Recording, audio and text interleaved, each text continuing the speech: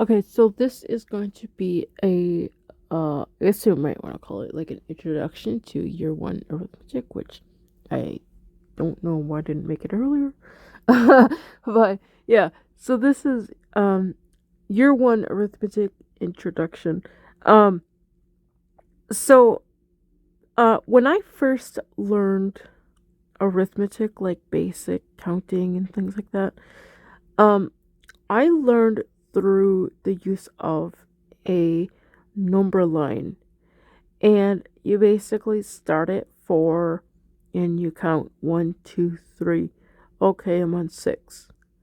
But you never really, like, I did not get the connection that 4 and 6, or 4 and 2 or 6. I just didn't get that. And the same was true for subtraction. It was even worse with subtraction. But basically, I learned to do all the basic arithmetic, adding and subtracting with a number line. And I think that's why I count on my fingers so much. Um, is because this early use of a number line. Now, when I was reading through uh, the preface of the Ray's primary arithmetic, they say that the student should not be counting up to a figure, that they need to just know it. um, like if there's a mess of peanuts on the desk and the teacher says, "How many peanuts are here?" And if you have a child or a student that counts 1, 2, 3, 4, they're basically counting 4 in a sequence. They don't see that lot of peanuts as 4 peanuts. They see the fourth peanut as literally the fourth in a sequence of 1, 2, and 3. But they don't, there's not that connection that there are 4 peanuts on the desk, if that makes sense. Um, and this is actually brought up in the eclectic method, no, the eclectic manual of methods for teachers, is that if a student is counting up or counting down, they're not really getting that concept, that they're not getting the whole, if that is any clearer. Um, so like like on the screen, I have an image of, we'll say, 4 desks. We got 2 at the top and 2 kind of like midway. Now I can look at that and I can see that's 4 desks, but a child or a student might count that as 1, 2, 3, 4 desks and not really see that there's 4 desks, but this is desk number 4 in the lot of the previous 3. So, yeah. So I hope that's clear.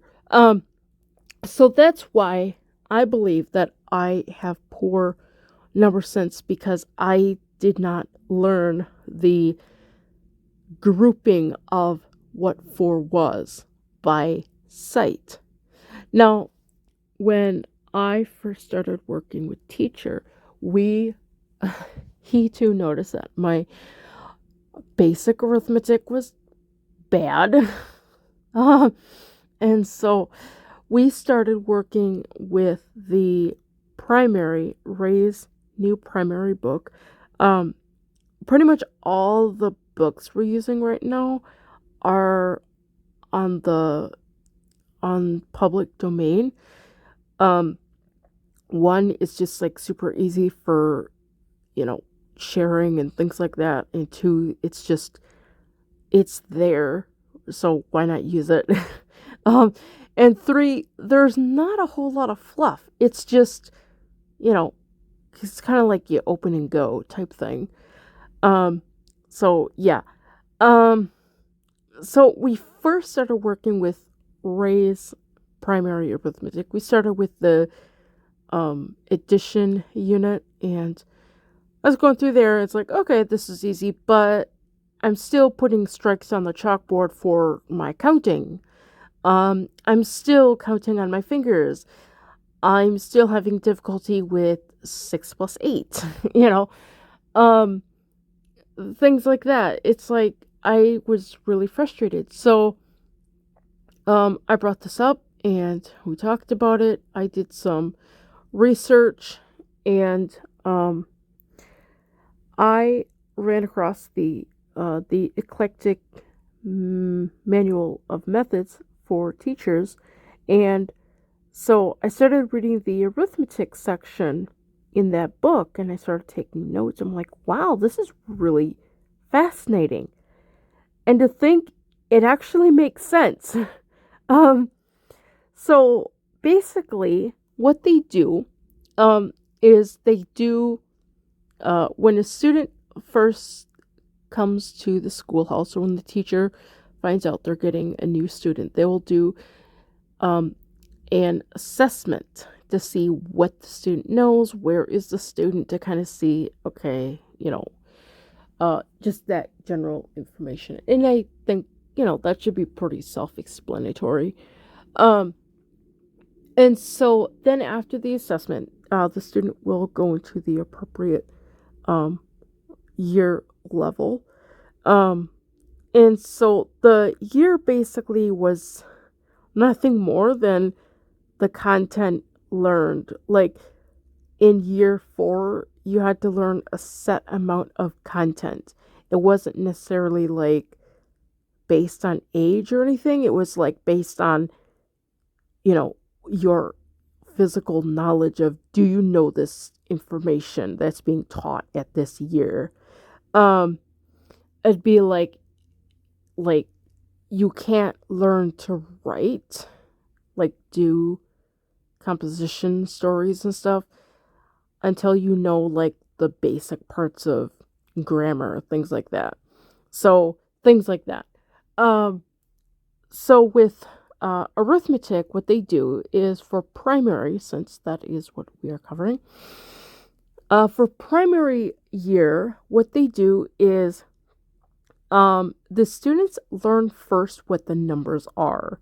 Like they learn by groups of items, like what I was talking about with the desks or the peanuts. Um, so the student will learn what numbers are with physical objects. And they do a lot of this with physical objects.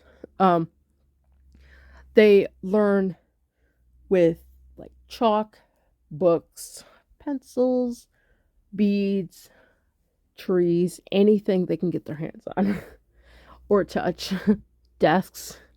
Um, and so once a student understands that what a group of number is, this is be learning them by sight. So they're not having to count the items, but they're just looking at them and say, oh, that's 5.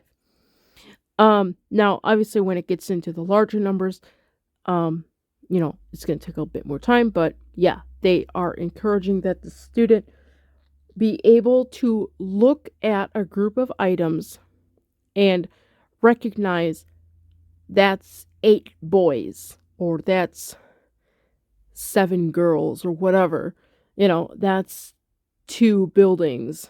That's 1 water pump. So just looking at items and things like that, and being able to recognize that how many there are, that there's 2 of something or 3 of something. And so after they do that, now we kind of skipped over that, which is fine. So after that, they move into the combination and separation of numbers. This is basically where the syllabus that I created for year 1 begins. I mean, there's some textbooks that I found that actually covers this material, which is really awesome because it makes my life easier and it makes teachers' life easier. Um, but basically, they're learning how numbers are combined and separated to make other numbers. Um, Example would be 2. The only numbers that add up to 2 are 1 and 1, 2 and not, and 2. That's it. um, you can't, there's no other way of getting 2, at least in this early stage. We're not dealing with negatives, so don't be so hard on that. But just basic numbers from naught to 10. That's all we're dealing with. That's all we can play with is just naught to 10. So after they learn the numbers of 2, they then move on and learn the numbers of 3. They learn naught and 3 is 3, 3 and naught is 3, 1 and I was gonna say 1 and 3, 1 and 2 are 3, 2 and 1 are 3. Um, uh, I think I'm missing one, but I'm not sure. I think that's it. I'm not sure. I haven't done recitation in a long time, so yeah, I may have forgot one, but I'm not sure. So that's basically what they would do is they would learn these different combinations, and they would be working with objects, and they would first work with concrete objects, and then they would work with um, abstract objects, like imagining 3 horses and another horse walking up. So that'd be 3 plus 1. Now, they're not like seeing numbers, like figures in a sense, but they're just imagining horses or houses or whatever. Um, and then, like, after they go through all the numbers, they've done concrete items and they've done like abstract items, which currently, how teacher and I are doing this, we're doing this simultaneously. We're doing concrete and abstract at the same time. Um, but I mean, I don't know.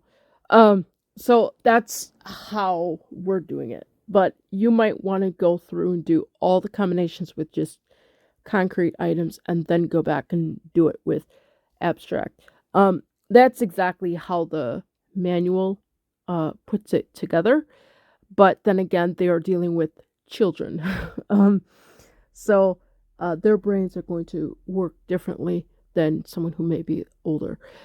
Um, working with the abstract, the concrete and the abstract, towards the end of the course, you're then going to learn uh, about the figures. You're going to learn how to write figures, and then you're going to learn how to set up problems and start to do column type arithmetic. So, like, currently we've been doing, I guess, a little bit of this with the board work, but it's not necessarily the exact same thing, but it kind of gets that similar process of doing columns. The reason why I can't write my note in columns is because I have multiple operations that I'm being given. So the Eclectic book just recommends doing just addition because that's basically the main point. If you wanted to do subtraction, you could do subtraction, but yeah. So they really don't mention much about the column type thing, but I think in some of the textbooks it actually does talk about it, and there's a little bit of it mentioned in the Eclectic manual of methods, but I'm not sure exactly how much of it is devoted to columns. But basically with columns, when you're learning columns, you're not allowed to like say the intermediate numbers. Like if I have like 3 minus 1 plus 2. Like if I said, well, 3 minus 1, that's 2, and then I add 2, that's 4, I wouldn't be allowed to say that intermediate step. I just have to look at that and say 2, 4. Like, yeah, it's really weird. uh, so that's, I'm just like, that's what I understood with the with looking at the eclectic book for would be just like being allowed just to say the numbers. And obviously you don't want to add too many numbers too quick.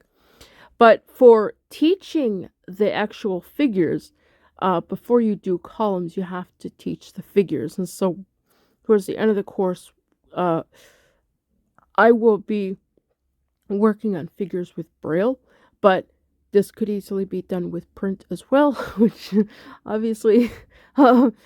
So what would happen is the teacher would write out like the number 4 on the board, spell it out, Four, and write it out in cursive. Teacher wrote everything in cursive. um, and um, so everything would be written out in cursive, and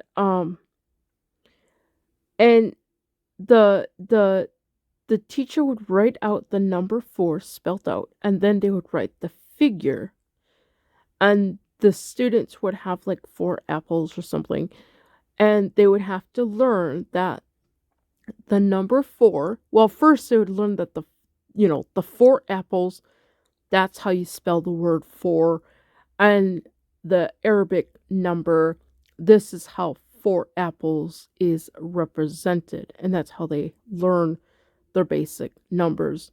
When they get up to like 10, they're basically learning that 110 is like a group of 10 items, and then there's nothing left in the ones place. But they're not like using that terminology. Um, it is, yeah, it is kind of interesting how they do the number 10. But yeah, so that is basically everything that's taught in the first year. So you learn, so basically like your steps. You're using concrete items, and you move to imaginary, and then you move to actual figures. And as you're learning these, you're learning all the combinations and separations of all the numbers from 1 or not up to 10, including 10. And like other like things that we are using, which is not mentioned in the eclectic book. I don't know for sure. I think it is, but I'm not sure. Is currently as I'd mentioned, we're doing a little bit of like the physical items, and then we're also doing a little bit of imaginary items.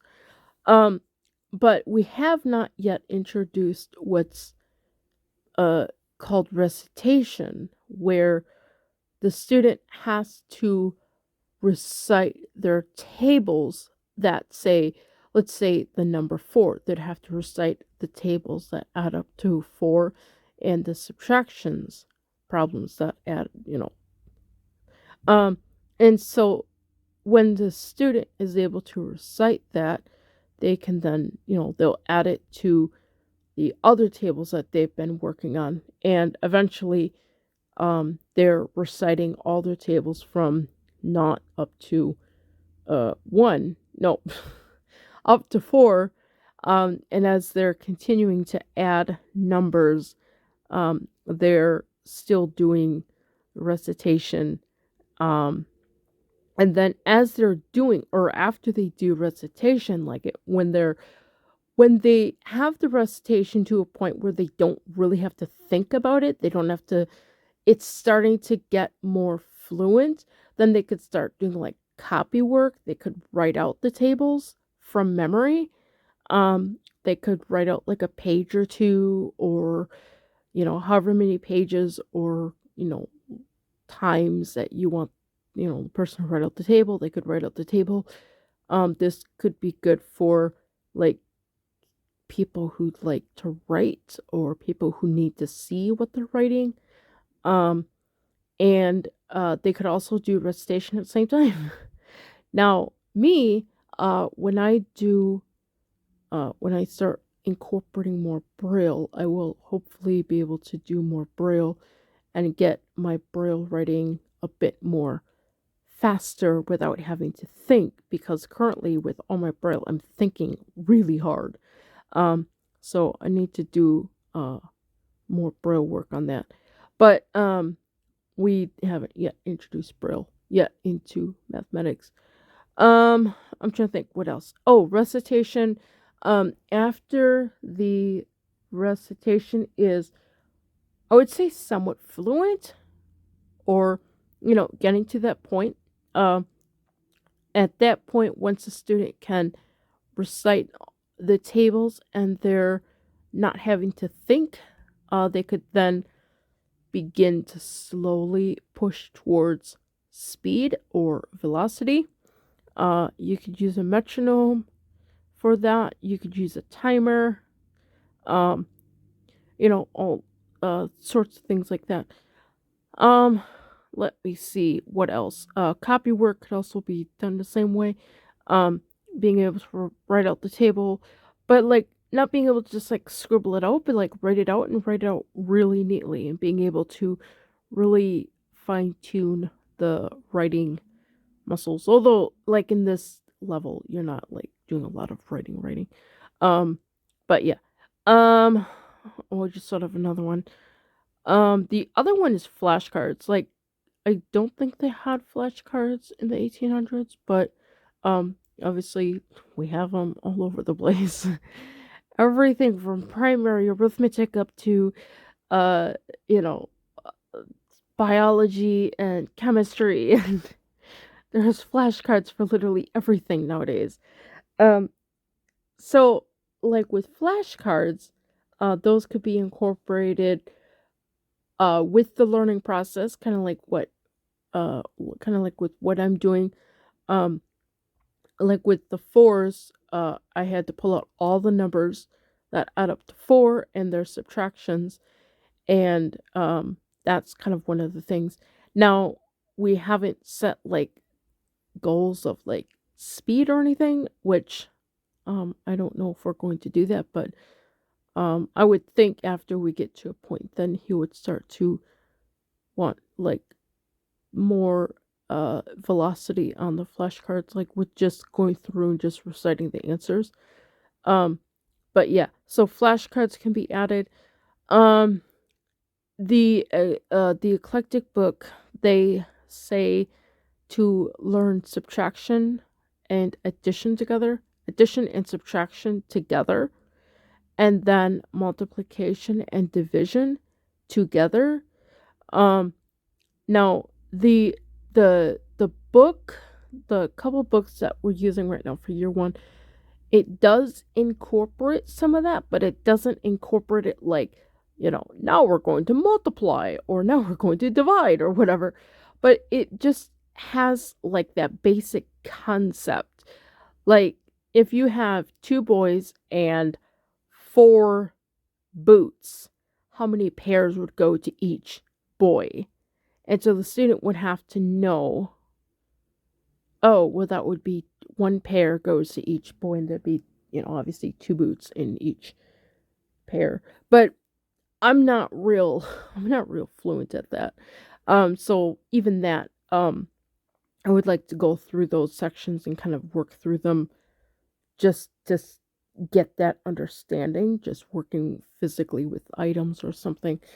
Um, but yeah, so like they don't introduce the concepts like this is what you're doing, but they're just introducing them in the sense of the the practicality of dividing or multiplying or something.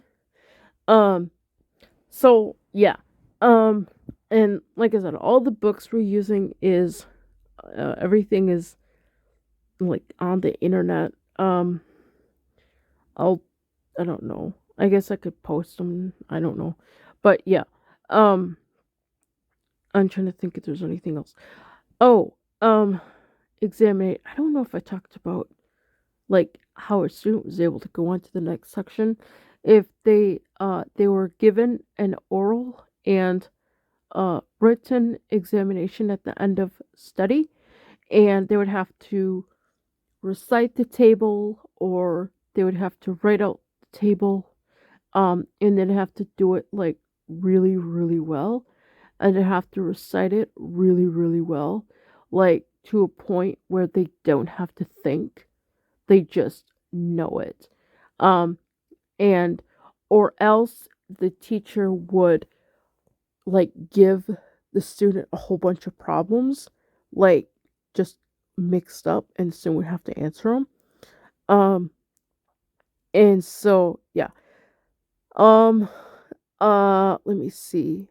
Oh, I thought of another one that could be used for like introducing concepts of algebra, but not really calling it algebra, but introducing that concept. If you had uh like 3 plus blank is 4, like giving those problems, giving those types of problems, or um I don't know, like blank minus 5 is 2.